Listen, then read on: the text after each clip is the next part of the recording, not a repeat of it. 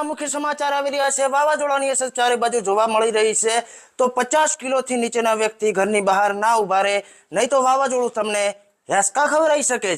આગળના અહેવાલ ઉપર નજર કરીએ તો મારા ભીખા કાકાએ રિપોર્ટ આપ્યો છે કે પાપાની પરીઓ આ વાવાઝોડામાં ઉડવાની કોશિશ ના કરે, નકર તમારી પોખો ક્યારેક બંધ પણ થઈ શકે છે અને તમારો પોખડો પણ વખેરાઈ શકે છે।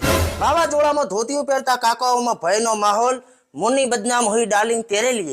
અમારા અહેવાલદાતા સમનાજી સાથે વાવાઝોડાએ વાત કરતા કીધું કે બનાસકાંઠાની અંદર ખૂબ ગરમી પડે છે અને ધૂળની ડમરીઓ ઉડે છે, એટલે હું અહીંયા કને નહીં આવું। એક 90 વર્ષના નાના છોકરાએ વાવાઝોડાને કરી ચેલેન્જ, તારામાં હિંમત હોય તો મારી બાયડીને ઉડાડીને તારા ભેગી લઈ જા।